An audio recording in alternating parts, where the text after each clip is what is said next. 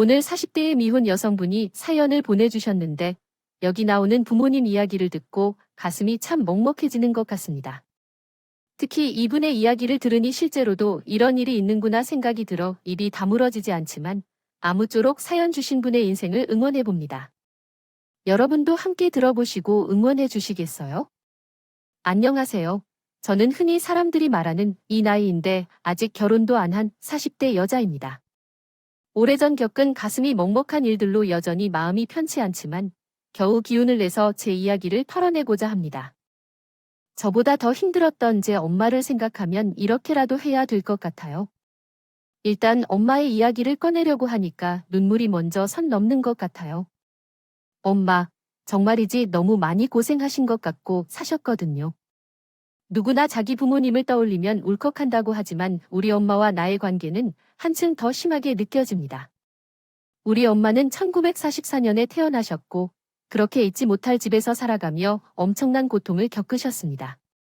실제로는 부잣집이긴 했지만 엄마의 신분은 유복하게 살아갈 수 없는 상황이었어요. 바로 우리 외할머니가 그 집안에서 본인이 아니셨기 때문입니다. 이유가 무엇인지 모르겠어요. 보통 큰 어머니, 작은 어머니와 같은 호칭으로 불리며 집안 분위기가 좀 이상했던 것 같아요. 당시 그런 일은 드물지 않았고 엄마는 그 일을 회상할 때 때때로 이렇게 이야기했습니다. 정말 난리도 아니었어. 툭하면 큰 어머니가 회초리를 들고 나를 때렸다니까. 정말 입에 못 담을 정도로 욕을 한다던지. 난 서러워 죽겠는데도 눈물을 흘릴 수가 없었어. 울면 더 혼을 맞는다고 해. 그런데 나는 그의 이름조차 모르는 엄마의 큰 어머니가 어릴 적에 얼마나 싫었는지를 알 수 없어요. 우리 엄마의 잘못이 아니다는 말이에요. 하지만 나도 나중에 철이 들면서 생각을 해보니 천문학이 만연했다고 해도 자기 배우자의 외도가 좋게 보일 리는 없다고 생각해요. 외할머니를 저는 태어나서 본 적이 한 번도 없지만 아무튼 내게 애틋한 핏줄이 남에게 폐를 끼친 것은 분명하다고 생각이 들었어요. 우리 엄마는 그 집에 살 때 차별을 당하고 얻어맞았고 그나마 할아버지가 가끔씩 엄마를 몰래 부르셔서 달래주곤 했다고 해요. 명수야, 여기로 오라. 깽년 몰래 데려왔다. 떡이랑 실컷 먹어봐라. 이렇게 몰래 가져다 주면 정말 시간이 얼마나 지났는지 몰라서 몰래 먹어왔거든. 뒷방에 숨어서 그렇게 늘어져 먹은 거예요. 아이고, 말도 말아요. 어린 나이에 배가 고프니까 눈칫밥만 먹어왔는데 눈이 빼꼼해서 그 당시에는 서럽다는 생각도 못했어요. 큰 어머니네 자식들도 만만치 않게 나를 괴롭혔어요. 우리 엄마가 낳은 자식은 나 혼자뿐이라서 아무도 도와주지 않고 툭하면 그렇게 찔러대거든. 우리 엄마 손등에 난 상처가 있는데 그때 그 큰 어머니의 자식들이 그렇게 잡아두고 괴롭혀서 힘들게 만들었다고요. 나이도 너댓 살이나 많으나 어지간히 우리 엄마가 미웠나 봐요. 어느 날은 산에 몰래 버려두고 도망가기도 했어요. 그때 엄마는 정말 죽을 힘을 다해 울었다고 하셨어요. 안 그러면 정말 너무 무서운 일이었어요. 어린 나이에도 가끔씩 군인들이 찾아와 잡아간다는 말을 들었으니까 말이에요. 그런데 언니와 오빠들이 이 사실을 알고 저를 뒷산에 버려두고 간 적도 있죠. 아무리 울어도 돌아오지 않았어요. 그때 뒷산에 올라온 할머니들이 없었으면 제가 집에 들어갈 길이 없었을 거예요. 그만큼 우리는 밉살스럽게 대해요. 엄마를 힘들게 한 그 남매들은 6.25 전쟁이 일어난 뒤에 겨우 소식을 듣게 되었다고 해요. 이건 희한한 일이에요. 그들은 나중에 다들 동네로 어찌어찌 돌아왔는데 옆집에 살던 할머니네부터 해서 몇몇을 알아보았다고 해요. 하지만 우리 엄마와 함께 힘들게 왔더니 큰 어머니의 자식 중 한 명이 길에서 죽었다는 소문이 퍼졌다고 하더라고요. 나를 제일 진득하게 괴롭혔던 언니 하나가 있었어요. 단단히 상처 입은 손을 신경 쓰지 않고 괴롭히던 언니였지요. 그 언니는 당시 우리 엄마보다 나이가 많았으니 아마 지금으로 치면 초등학교 3, 4학년쯤이 되었을 것 같아요. 비난받는 길에서는 연휴가 무슨 날인지 모르겠지만 이들이 하늘나라로 올라갔다고 합니다. 아들 하나뿐인 큰 어머니는 아들을 필사적으로 보호하기 위해 혈안이 되었다고 합니다. 그러나 우리 외할머니는 우리 엄마 밑에서 동생을 또 낳은 적이 있습니다. 6.25 전에 발생한 일로 신생아를 안고 피신을 하며 어려운 시기를 겪었다는 이야기도 있습니다. 다음은 6.25 사건 이후 전쟁이 종결된 뒤에 어려움을 겪은 얘기도 있습니다. 몇 달 전 신생아를 동반하고 어려웠던 몸으로 딸과 함께 피신을 다녔다고 합니다. 외할머니는 외삼촌이 태어났을 때 얼마나 힘들었는지 몰라 그린다. 몇 번이나 길에서 실신했다고 합니다. 할아버지는 어디로 가버렸는지 모르겠고 전쟁이 끝난 뒤에도 어려움이 계속되었다. 얼굴을 볼 수 없는 상태였어. 어떤 이야기를 들어도 북쪽으로 이동했다는 말도 있고 다른 이야기에선 포로로 잡혀갔다는 이야기도 있고 어딘가 새로운 살림을 차릴 것으로 언급되었어. 하지만 외할머니와 어머니는 종합적으로 생각해 본 결과 아마도 전쟁 중에 돌아가셨을 것이라고 결론 내렸어. 왜냐하면 그 이야기 외에 다른 설명이 불가능했거든. 레베도 할아버지는 집에 꽤 자주 있고 가족들을 좋아했어. 전쟁이 종료되고 목숨이 남아있는 동안 자신의 어머니인 안방에 계셨다고 들었어. 고모 할머니들도 함께 있는데 집에 들어올 리가 없어 여색을 좋아한다고 해도 그것도 전쟁 상황 속에서 이런 가사였겠냐고 그렇게 해서 할아버지는 전사한 것으로 결론이 났고 이 집에서는 이제 아들의 죽음을 두고 난리가 났어요. 아들 하나와 함께할 며느리가 2사람 있었고 참 송구스럽게도 첩이라는 신분 아래 있던 우리 외할머니는 이 분위기에 맥도 추릴 수 없게 되었더군요. 전쟁보다 더 고통스러운 게 그 포탄 속에서 겨우 몸을 지탱하고 살아 돌아왔더니 남편이 죽어있는 게야 외할머니는 그 이상 버티기가 힘들었어요. 어머니가 가만두지 않았기 때문이에요. 자기 큰딸은 죽고 아들 하나만 남았는데 대통이 들어와서 딸도 낳고 아들까지 증가시켰어요. 그 얼마 없는 재산을 우리에게 빼앗길까봐 불안했던 겁니다. 이때 얼마나 사람이 궤변을 떠는지 정말 놀랍죠. 큰 어머니는 우리 증조 할머니인 시어머니에게 막대한 간섭을 했었어요. 어머니는 미에요. 그건 말이에요. 제가 봤어요. 뒷집 남자랑 노는 거를 몇 번이나 영순이 다 했고 혼자 문을 열고 동서남북을 이리저리 다니는 걸 엿봤어요. 봤어요. 우리 순자 아빠가 불쌍해서 말하지 않았다고요? 그래서 그런데 저게 앙큼하게 제비 줄 거 없으니까 어디에서 외관놈 아들을 낳아가지고 와서 이 집안 돈을 다 채 가려고 해요. 어머니, 정신 차리세요. 이렇게 확인할 길도 없는 얘기를 퍼뜨리는 바람에 외할머니는 그날 엄마와 어린 외삼촌을 끌어안는 채 고모 할머니며 증조 할머니에게 어찌나 부직갱이로 얻어맞았다는지 몰라요. 외할머니도 너무나 천연한 입장이었던 것이 전쟁이 터지기 몇 달 전에 얘기를 낳고 몸이 성치 않았을 거예요. 그리고 얼마 안 되어서 피난을 가서 몇 번이나 산모가 몸을 가누지 못해 기절도 하고 어린 우리 엄마가 울며불며 주변의 도움을 청해서 이기게 되고 뺨을 때리고 물을 먹이며 정신을 차리도록 했던 거예요. 그러면서 등에 우리 외삼촌까지 업고 외할머니는 정말 죽기 살기로 행군을 했어요. 그때 너희 외할머니 모습을 보면 당장 내일 죽을 사람 같았어요. 다니면서 만나는 사람마다 애기 엄마 몰골이 어째서 그러냐고 하며 가진 것들을 나눠주며 먹이기도 했어요. 그러다가 함께 굶고 혼자 몸에서 아이를 낸 지 얼마 안 된 여자가 있다. 얼마나 생기가 없었을까요? 그런데 그렇게 살아서 돌아왔더니 남편이 외할아버지는 줄 거 없다고 하더군요. 큰 어머니의 계략에 휘말려 어린 딸과 아들을 끌어낸 채 거의 죽지 않을 만큼 얻어맞았답니다. 그날 우리 엄마는 외할머니를 안고 미친 듯이 울었다고 하더군요. 제발 일어나라고, 아니면 다 같이 이렇게 하늘나라에 가자. 멍해진 아이가 그렇게 하니 맺히도록 통곡을 했다고 합니다. 그러나 엄마는 어쩌면 그때 다 같이 그런 식으로 끝나는 게 낫지 않았을까 싶은 처참한 일을 또 겪게 되었답니다. 당시를 회상하는 엄마의 목소리는 너무 무기력해서 저는 듣기가 싫어요. 눈물이 그렁그렁 맺히고 있었습니다. 음아가 차라리 그때 그렇게 죽는 게 나았을지도 몰라요. 우리는 얼마 남지 않아요. 생리별로 해야 하는 것들이 많아요. 나의 외할머니가 그랬고 외삼촌을 본 건 그때가 마지막이었다는 말이에요. 안 그래도 흉흉한 시기였던 그 시절, 아직도 무슨 인민군이 남아있다는지에 대한 신고 내용들이 무서웠어요. 당시 증조할머니 집은 우리 할아버지를 전쟁터에서 잃은 분노를 우리 외할머니에게 모두 털어놓고 있었고 어디로 가느냐 마음을 둘 곳도 없기에 외할머니는 어린 엄마와 외삼촌을 데리고 나왔다고 해요. 하지만 그날 의도치 않게 되던 일들로 인해 정말 의도는 없었지만 어쩔 수 없이 자신의 엄마로부터 버려지게 되었어요. 다시 생각하면 그렇게 눈물이 나는 일이 있어도 아직도 믿어요. 엄마도 그렇게 하고 싶지 않았을 텐데, 그래? 나보다 훨씬 어린 동생 민철이 그 작은 아기를 키워내야 했으니 어쩔 수 없었겠지. 여태껏 본 적 있는 가장 무서운 얼굴로 엄마는 나를 놓고 가버렸어요. 그 당시 역 근처에 국밥집이 하나 있었는데 항상 지나갈 때마다 맛있는 소뼈와 오리 국물 냄새가 났다고 해요. 맛있겠다. 노래를 부르는 우리 엄마의 소원을 항상 들어주던 외할머니는 돈이 없어서 들어줄 수가 없었어요.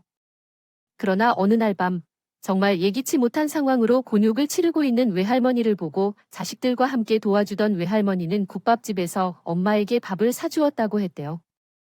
그때 어린 마음으로는 송어리 국밥인지 뭔지 기억이 잘 나지 않지만 어쨌든 뭔가 국물을 마시며 먹고 있었다고 해요.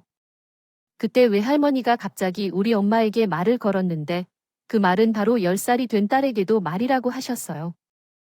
영순아, 엄마는 이제 가야 해. 엄마는 어디든지 가서 빌어먹고 살아야 해. 그런데 영순아, 너까지 데리고 갈 수는 없어.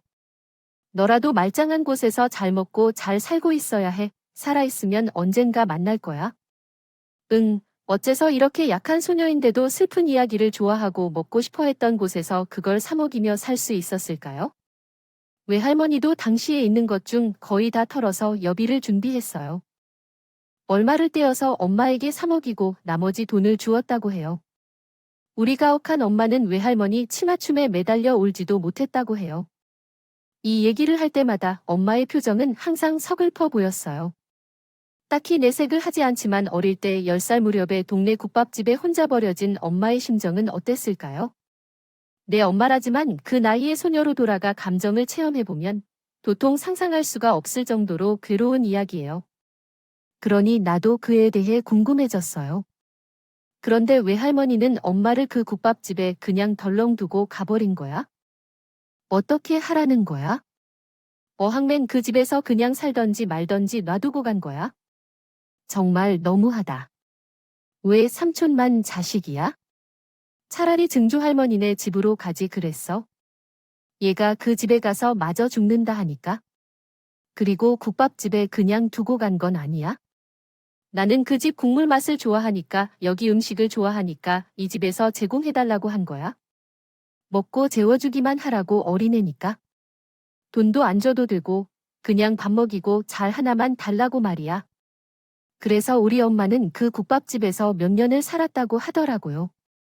그나마 아줌마가 나쁘지는 않은 분이셔서 시간이 지난 후에 엄마는 용돈은 어느 정도 주실 수 있을 만큼 주시기도 하시고 나가서 살 수 있게끔 여비를 만들어 주시기도 했었대요. 그 아줌마가 그나마 넉넉한 마음으로 대해주셔서 그렇지 않았다면 엄마는 정말 위태위태한 삶을 살았을 것 같아요.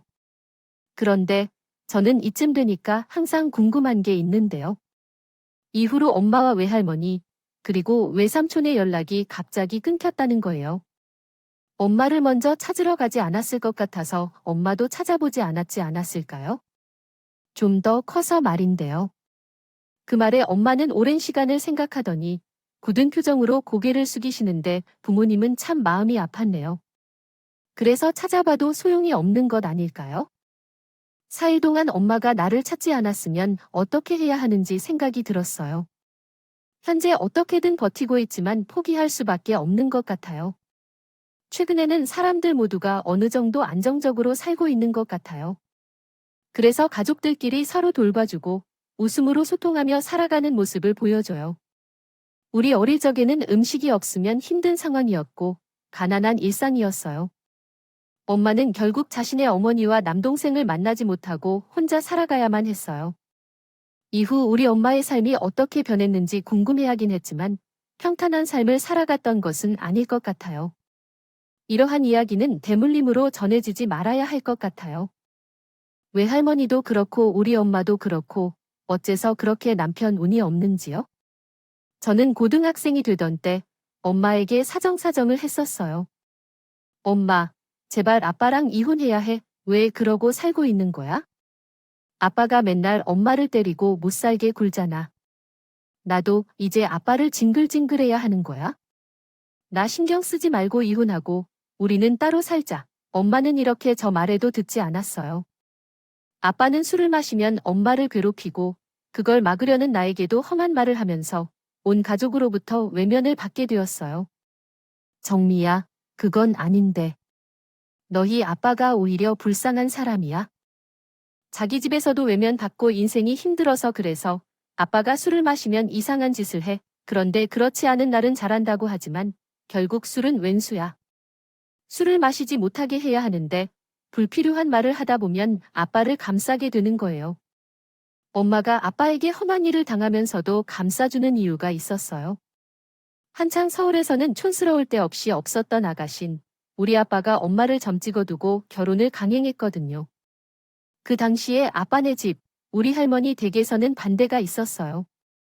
장난이 아니에요. 음악 아이코. 이 녀석아 어디서 그렇게 아름다움이 없고 근본이 없는 것을 가지고 살려고 해. 너희 부모라고 뭐 그런 거야. 아무런 가치도 없고 돈도 뭔가도 없고 인격도 없는 걸 가져다가 어떻게 하려고. 그래 우리 엄마는 그때도 얇고 말라진 채로 볼품이 없긴 했지만 글쎄요. 그때 아빠 눈에는 어딘가 매력이 있는 모습이었던 것 같아요. 하지만 나중에 알게 된 이야기지만 우리 아빠에겐 첫사랑 여자가 있었다더라고 하더군요. 엄마도 그걸 모르진 않았겠죠. 그 이야기 듣고 얼마나 마음이 아픈지 모르겠어. 뭐 그럴 수도 있는 것 아니겠냐? 너희 아빠와 엄마의 나이 차이가 얼마인지 알고 보니 참으로 7살이나 차이가 났잖아. 그럼 이전에 연애한 여자가 있었겠지? 좌우지간 그 여자와 함께 살고 싶었는데 너희 할머니가 그에 반대를 했다고 해. 그리고 그 여자가 얼마 못 살고 병으로 돌아가셨다더라. 그래서 내 아빠가 그렇게 마음이 아픈 거야? 이렇게 되어서 답답할 수밖에 없겠어? 좋은 쪽으로 생각해보려 해도 엄마를 이해하기가 어렵더라. 엄마는 바보야? 다른 여자를 좋아했던 남자를 뭐가 좋다고 그렇게 따르며 덜렁거렸대. 엄마는 속도가 없어. 그런데 엄마는 그런 점을 따지는 것조차 사치인 상황에 있었나 봐요. 그냥 약간 다정하게 말해주고 책임질 것처럼 말해주는 아빠에게 불만이 없었다고 해요. 내가 불만 가질 게 뭐가 있겠어? 내 부모도 나를 버렸어. 못 키우겠다고.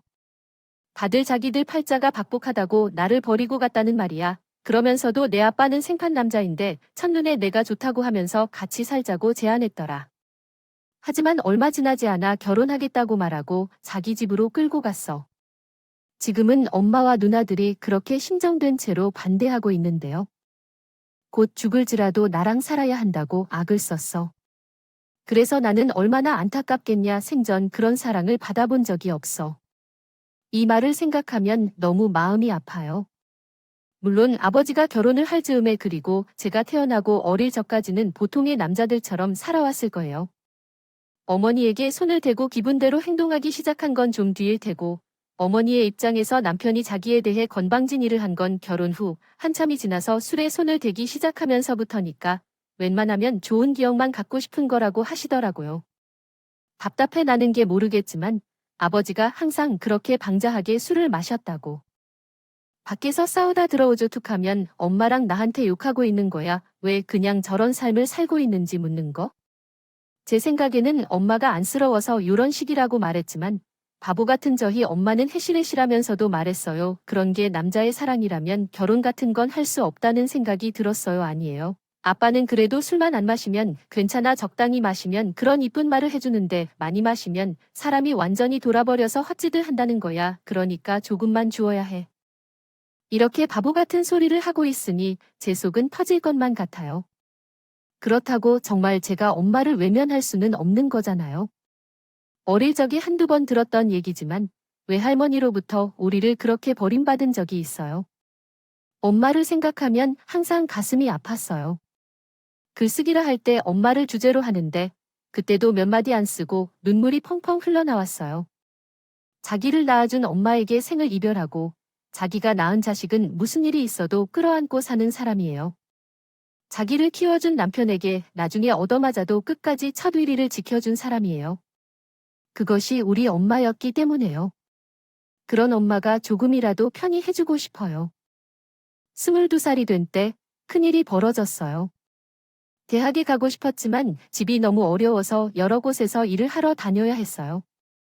우리 엄마는 결혼을 할 때 20대였지만 제가 늦게 나온 편이었고, 엄마는 나이도 많고 아빠는 술을 마시며 항상 정신이 없어서 얼굴 색이 안 좋아지고 있었어요. 그래서 허름한 집을 일으킬 사람은 제게만 느껴졌어요. 저는 고깃집에서 아르바이트하며 다른 회사에서도 아르바이트를 하면서 정말 많이 움직이고 있었어요. 그러던 어느 날 아빠는 집에서 혼자 계시다가 갑자기 저와 엄마 중 아무도 없는 상황에서 평온하게 주무신 채로 우리 곁을 떠나셨어요. 매일을 술병을 생명처럼 여기고 살아오던 아빠였지만 한 번도 부모로서 좋은 감정을 느끼지 못했고 생을 마감할 줄은 꿈에도 몰랐어요. 이에 너무 당황스럽고 황망한 기분으로 상황을 처리하게 되었고 아무것도 모르는 저를 대신하여 제가 알바하는 곳 두 군데에서 어른들이 도와주셨어요. 이때 남들이 저를 가족보다 더 세심하게 챙겨주시는 것을 느끼며 정말 감사했어요. 우리 엄마는 그동안 큰 충격을 받은 것 같아요. 아빠가 돌아가셨다는 소식을 전화로 알려준 것은 엄마였지만 장례를 치르고 나서 한동안 엄마는 일을 할 수가 없었어요. 엄마, 괜찮아. 오늘은 좀 일어날 수 있어? 이제 그만 기운 좀 차려야지. 언제까지 그러고 있을 거야, 엄마? 이렇게 내다봐도 엄마는 우울해하면서 일어날 수 없었어요. 하지만 며칠 후에 더 충격적인 소식을 듣게 되었는데 이미 바쁘고 생존에 힘든 상황인데 아빠는 우리에게 빚을 남겨두고 가셨어요. 저는 무슨 일이 있었는지 몰랐는데 열정 기간 안에 상속을 포기하면 빚이 내게 오지 않는다는 사실도 모르고 있었어요. 우울해하는 엄마를 보다가 저도 영향을 받아 집안에 발송된 고지서를 제대로 살펴볼 틈도 없었고요. 나중에 알게 된 빚은 아버지가 어디서 그 돈을 쓰고 다녔는지 궁금해졌어요. 아무리 긍정적으로 생각해봐도 적어도 경제적으로는 조심해야 한다는 생각이 들었어요. 빚이 안 들어오는 그 가난한 집에서 세 식구가 살고 있는데 둘은 일하고 있는데 반면 남은 한 명은 술만 마시고 있어서 혼자만 빚을 내고 있다는 걸 믿어지나요? 엄마는 이 사실을 알고서야 늦게나마 깨닫게 되셨다고 해요. 나는 더 이상 이렇게 앉아 있을 수 없어. 그 비밀을 너에게 숨길 수 없어. 어머니는 이 순간 절망스러워 보였고 항상 나를 괴롭히기는 했지만 아버지에 대한 조금은 자각이 되신 것 같아요. 억지로 좋은 점을 기억하려고 했지만 결국 가는 날 무렵에 아주 거대한 폭탄을 우리에게 던지고 지나가 버렸으니까요. 우리 할머니네 식구들, 즉 엄마에겐 시댁 식구인 할머니와 고모들은 이 사실을 알면서도 좀 더 도와주지 않았어요. 저는 답답해서 사정을 설명해도 들어주지 않으셨어요. 그중 둘째, 고모는 어떻게 불쌍하게 만들었는지 모르겠어요. 우리 아빠는 이미 우리와 연락을 끊고 10년이나 지났어요. 내 할머니의 아들이 어떻게 사는지도 몰랐고 내 엄마는 내가 양심이 있다면 며느리가 되어야 할 책임이 있어. 먼저 연락이라도 하고 만나뵌 뒤였어야 했어. 지금 이렇게 떠나고 나면서 빚이 얼마나 있는지 알았더라면 너 같으면 나는 갚아줄 생각이 있을 거야? 너희들끼리 서로 교감하며 일어난 문제야. 어떤 특혜를 받았다고 해도 조금이라도 나에게 주었다면 좋은 일이었을 텐데. 결혼하고 나서 매우 열심히 반대하면서 결국 교만한 태도를 보이는 건 좋지 않아. 살아있는 동안 갚으라고 말했다면 그렇게 살면서 지내야 해.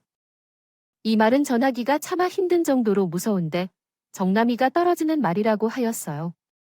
우리 엄마는 자신의 남동생이자 할머니에게는 아들이었을 우리 아빠를 빼앗았다는 식으로 이야기하니 참말로 충격적이에요. 이때 저는 공연 중에 연락을 받아 더 큰 상처를 입게 되었고 우리 엄마가 말할 수 없을 만큼 안타깝게 느껴졌어요. 힘든 마음을 안고 혼자 돌아왔는데 우리 엄마와 함께 지독한 빚을 갚아내야 했답니다. 그때는 너무 어려워 한 달치 봉급을 모두 내야 했던 우리 집은 이후에 더 이상 어떻게 그 빚을 갚을 것인지 생각해보기 힘들었어요. 가능한 한 옮기기 쉽도록 글 전체를 다음과 같이 수정했습니다. 될 수 있을까요? 답이 없었어요. 엄마는 차마 빛의 그림자만큼이나 제 곁에서 치워내지 못했어요. 그때 엄마가 어마어마하게 가슴을 치며 웃었어요. 어째서 삶이 흘러가지 않는 건지 그렇게 움직이려 애쓰면서도 아들만 낳았는데 남편은 돌아가시고 남기는 것은 피뿐인가요? 아이고. 나의 운명아 조금도 나눠지지 않은 좁은 이 집안에서 엄마는 숨을 죽이고 와도 나에게 목소리는 선명히 들렸어요. 그때 엄마는 나이도 들어가고 할 일이 없어서 빌딩 청소를 하러 다니셨나요? 예전에는 잊지 못한 적이 있어요. 파출부로 남의 집에 들어가게 된 적도 있어요. 엄마는 몸도 힘들어 하는데 왜 그렇게 일하려고 해요? 집안일만 해주면 되는 거 아닌가요? 허리가 아파서 툭하면 파스를 붙이고 사는 엄마가 남의 집에 들어가서 상주하며 일을 한다는 게 정말 불안하기만 했어요. 요즘에는 파출부 일을 편안하게 하는 걸로 알고 있는데 그 집에서 재워주기도 하고 먹여주기도 한다고 해. 난 요리도 하기는 하지만 그래도 괜찮아. 반찬이 좀 남으면 집에 갖고 올 거니까 너는 걱정할 게 하나도 없어. 엄마는 스스로를 억지로 다독하는 동안 파출부로 일했습니다. 주중에는 그 집에서 자고 아이를 돌보며 주말에는 우리 집으로 시간을 돌아오는 일정이었어요. 그 시절 예상했던 것과 같이 실망스러운 결과를 맞이했습니다. 결혼 후 처음으로 어울려서 가게 된 새로운 가정에서 엄마는 그 집의 친정인분을 만나 엄마를 무시하며 다니며 업무를 시키기도 하고 쇼핑하러 백화점에 가도 엄마에게 싸게 다니라 하였어요. 엄마가 왜 백화점까지 다녀왔냐고 물으면서도 엄마는 단순히 청소를 하고 밥을 해주는 것이었습니다. 아이를 돌봐주는 대가로 들어간 거잖아. 왜 그 집 아줌마가 데리고 다닌다고 다녀다니느냐고. 아이고, 힘들 것 하나도 없어. 가면 나도 백화점 밥도 얻어먹고 사모님이 차로 태워주고 또 데려다 주잖아. 나도 그쪽 공기도 맡아보고 좋아. 괜찮다니까.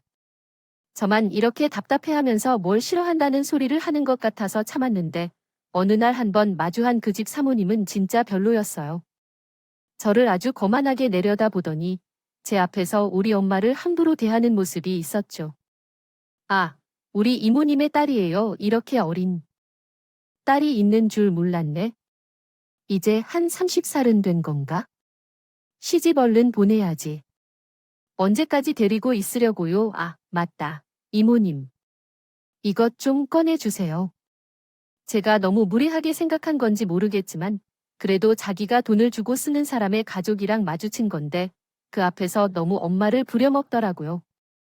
그런 와중에 엄마는 불만이 하나도 없고 그저 돈 많이 준다면 좋아하는 걸 보니 제가 더 이상 딴지를 걸면 안 될 것 같았어요. 그런 엄마에게 고민이 하나 있었는데 바로 제 결혼이었어요. 저는 그딴 거 전혀 생각이 없는데 말이에요. 결혼은 무슨 결혼이야? 결혼해서 나 같은 자식 낳고 또 이렇게 힘들게 살라고. 여지껏 엄마가 살아온 과정을 봐봐. 이제 그만 그 대를 끊어야 되지 않겠어? 또 엄마 같은 인생을 사는 딸 아니면 나같이 신세대에 맞게 빚을 채워서 사는 딸, 또 새롭게 고생하는 애를 낳을 텐데 뭐하러 그렇게 사냐고. 그런 얘기 아예 하지 마. 하지만 엄마는 대학도 제대로 못 다니고 취업도 변변찮게 못하고. 이 나이에 알바만 떠돌고 있는 제 입장은 생각도 안 하는 것 같았어요. 사실 저도 중간에 마음에 들어있던 남자가 있기는 했지만 그 사람은 정말 제가 조금 더 안중에 없더라고요. 나도 눈이 있으니 외모는 중요하다고 생각했는데 깨끗하게 보이는 한 청년에게 마음을 빼앗겼어. 하지만 완전히 다른 선상에 있는 어떤 여애와 따분한 연애에 뛰어들었어. 그래서 마음이 혼란스러워서 참 아이러니하고 찝찝한데. 연애를 하고 있는 와중에 이 청년이 내게 다가와서 얘기를 했어. 나는 예전부터 그 여자가 나한테 편안하다고 느껴졌어. 나 지금 유진이랑 만나는 건 아시다시피. 하지만 맞지 않는 느낌이어서 애처럼 힘들어하니까 스트레스를 받고 있어. 이렇게 힘들게 연애하는 게 아닌데 마음이 너무 복잡해져. 그래서 여자애랑 만나고 있는데 마음이 어려워서 종종 저에게 상담을 해도 되겠냐고 하더라고요. 저도 연애 경험이 없어서 처음에는 멍청하게도 그냥 그렇구나 하고 말했어요. 그런데 나중에 다른 친구가 듣더니 기겁을 하더라고요. 야, 너 정신 차려. 그거 대놓고 양다리를 하겠다는 건 아니야? 걔 눈에 내가 얼마나 만만해 보였으면 그런 소리를 면전에서 하냐. 자기 여친한테 안 들키면서 즐길 수 있고 언제든 들켜면 단번에 버릴 수 있는 여자한테 그러는 거라고. 순간 친구 말이 너무 적나라 해서 화가 났었지만 그래도 별 수 없잖아요. 스트레스가 계속해서 증가하면서 결국 저는 연락을 끊게 되었습니다. 용훈 씨, 죄송한데 여자친구와 자연스럽게 만나게 두었으면 좋겠어요. 내가 생각해봐도 내가 만만히 여겨져서 그런 것 같아요. 어떤 생각을 하더라도 나는 연락하지 않으면 좋겠어요. 이런 식으로 갈라져 버린 우리의 관계로 인해 그 이후로 남자라는 존재를 너무 호의적으로 보기 힘들어졌어요. 한동안 지금과 같은 트라우마에 시달리면서 마음을 정리하지 못했고 꽤나 힘들었던 것 같습니다. 30이 넘어가고 나니까 엄마도 서서히 제 결혼에 대한 열망이 사그라지는 듯했고 우리 엄마와 함께 고생 끝에 거의 모든 빚을 갚을 것 같은 고지에 섰어요. 돌이켜보면 도리를 합쳐 빚을 갚는 것이었기에 마음속으로는 턱턱 5년 만에 끝내고 싶다고 생각했었죠. 그러나 중간에 엄마가 많이 아파서 허리 수술도 받으셨고 나이도 많아지면서 마음도 가까워지고 엄마는 칠순이 넘으셨어요. 그래서 어쩔 수 없이 시간이 늦어져서 모든 일이 예상대로 진행되지 않았지만 막판에도 끝까지 포기하지 않고 힘들게 일을 해오신 엄마께 감사드리고 싶어요. 큰일이 벌어졌어요. 어쩌면 제 인생에서 그렇게 늘 답답했던 짐처럼 여기고 화나게 했던 사람은 우리 엄마였어요. 엄마는 제게 정말 간절한 생명철 같은 존재였나 봐요. 엄마에게 문제가 생기자마자 저는 거의 받아들이지 못해서 방황했어요. 술조차 마시던 제가 이런 때 술이라도 마셔야 하나 싶을 정도로 어지러운 기분이 들었어요. 그 이유는 엄마가 암 판정을 받았기 때문이에요. 연세가 많으신 편이긴 하지만 부모에게 생긴 큰 질병 앞에서 이성적으로 받아들이기는 어려운 일이에요. 아빠를 그렇게 어영부영 보내버렸지만 그리고 아빠는 인생을 크게 불성실하게 대해 왔으니 어쩔 수 없다고 생각했어요. 그러나 우리 엄마는 여기까지 적어온 내용으로 대략적으로 알 수 있겠지만 정말 열심히 살아왔어요. 태어날 때부터 한 번도 편안히 누워보거나 쉬어본 적이 없었어요. 아직도 가슴을 아프게 하는 말은 아빠에 대한 감상일 거예요. 술을 마시고 자신에게 손을 대는 함부로 말하는 남편이지만 그렇지만 자기를 가족으로 받아들인 사람이라고 붙잡고 있던 거죠. 그래도 너희 아빠를 원망하고 있을 그러나 너희 아빠가 나를 처음 구원했을 때 얼마나 칭찬해 주었는지 알아? 잘했다며 칭찬해주고 수고했다고 했어. 이런 칭찬을 정말로 받아본 적이 없어. 나도 너를 내 목숨같이 소중하게 생각하지만 어디서 그런 칭찬을 들어본 적이 있었던가? 처음이야. 너희도 아빠도 나에게 너무 소중한 가족으로서 이봐 정말 감사해. 그런 어려운 상황을 겪어도 엄마는 아픈 허리를 붙잡고 늘 새벽에 일어나서 열심히 일하며 얼굴을 씻은 다음 머리를 정리한다. 묶어둔 텍스트를 올바른 문법으로 다시 작성해 보겠습니다. 묶었어요. 저를 깨울 때는 늘 이름을 불러주고 한 번도 저에게 함부로 말을 하거나 야단치지 않았어요. 매질을 한 번도 한 적이 없는 엄마예요. 손재주가 좋았던지 음식도 잘하고 길가에서 채소를 파는 할머니들을 보면 그냥 지나칠 수 없는 그런 사람이에요. 정말 한 번도 게을리하는 모습을 본 적이 없을 정도로 엄마는 그렇게 부지런하게 제 역할을 다하면서 열심히 살아가는 사람이었어요. 그런데 엄마가 왜 빚을 다 갚아야만 했고 우리도 겨우 이사를 할 수 있게 된 때 이 여행 제사를 좀 다녀오고 놀아보려고 했는데 이때 하필 암에 걸려버린 걸까요? 우리 엄마. 아무래도 너무 고생해서 그런 것일까요? 육체의 파출부이며 그 험한 빌딩 청소와 화장실 청소에 맨날 고무장갑을 끼고 수세미를 들고 다니며 온몸에 락스와 피존 냄새가 섞여 있는 우리 엄마. 그렇게 그냥 보내야 한다니 저는 엄마의 인생이 너무 불쌍해서 견딜 수가 없었어요. 조금이라도 더 젊고 체력이 있는 제가 엄마 대신 일을 많이 했었는데 엄마를 너무 고생시켰던 것일까요? 암이라는 단어 앞에 생각할 수 있는 단어는 고작 이런 것들 뿐이었어요. 그리고 그것이 전혀 시작되지 않았다는 것을 몰랐고요.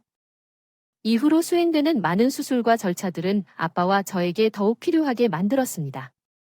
아빠, 조금만 힘내. 이것을 치료하고 조금 나아질 거야? 응, 아파요. 엄마, 나이가 40이 넘은 딸이 같이 늙어가는 엄마가 죽을 상을 하고 울고 있어서 엄마가 더 힘들었나 봐요. 울지 말라고 계속해서 엄마는 재미간을 억제하며 말씀하셨습니다. 정미야, 엄마 괜찮아. 울지 마. 응, 울지 마. 이 녀석아. 힘들어 보이던 어머니는 계속 이렇게 말씀하셨고 제 곁에서 완전히 숨을 거두실 때도 마찬가지였습니다. 여전히 같은 얼굴로 서서히 옅어지셨어요. 어머니의 손을 놓지 못해 한참을 버텼는데 도저히 어머니의 얼굴을 마주하긴 어려워서 고개를 들지 못했습니다. 그러나 의외로 몇 번이고 약을 악물고 턱뼈가 부서지도록 아가굴 때 겨우 어멜리의 얼굴을 볼 수 있었고 생각 외로 어머니의 얼굴은 그리 힘들어 보이지 않았습니다. 인생은 이렇게 힘들게 얽매이고 살아도 어쩔 수 없이 그렇게 될 뿐이죠. 인생 속에서 대항하지도 않고 모든 것을 수긍하고 살던 그 모습처럼 엄마는 모든 것을 놓아버린 듯이 순하게 잠든 표정이었습니다. 그렇게 엄마의 얼굴을 제 가슴에 아름답게 묻었으면 좋았겠지만 변함없는 가난 속에서 이렇게나 그렇게나 살아가며 가난은 저를 올가게 했습니다. 어떤 때는 비틀어버리고 싶은 심정이었지만 이때만큼 공감했던 적이 없었던 것 같아요. 장례를 치르기에 마땅한 재정이 없었기 때문에 결국 화장을 하게 되었어요. 빚을 다 갚아간다고 생각했지만 엄마의 암 진단으로 우리는 미련하게도 마땅한 보험이 없었고 생기가 없었던 거예요. 그 상황 속에서 애써 받아내면서도 돈은 줄어들어 생활이 더 궁핍해지는 상황이었고 이 때문에 엄마도 말년에 더욱 괴롭혔다고 생각해요. 그 어려운 상황에서 화장을 결정하게 되었는데 눈물이 나오지 않을 만큼 어이없었던 순간에 한 사건을 경험하게 되었습니다. 이 이야기를 들은 사람들은 대부분 놀라며 빠르게 공감하기 어려워했지만 이야기가 현실성이 없다는 느낌이었어요. 그 당시 저희 의뢰를 맡아주신 장 이사님이 계셨는데 그분께 사정을 이야기했습니다. 그런 성함, 얼핏 보아도 연상이신 분이시긴 했지만 여기 오신 지 얼마 안 된 분이셔서 그런지 설명할 것이 많지는 않으셨어요.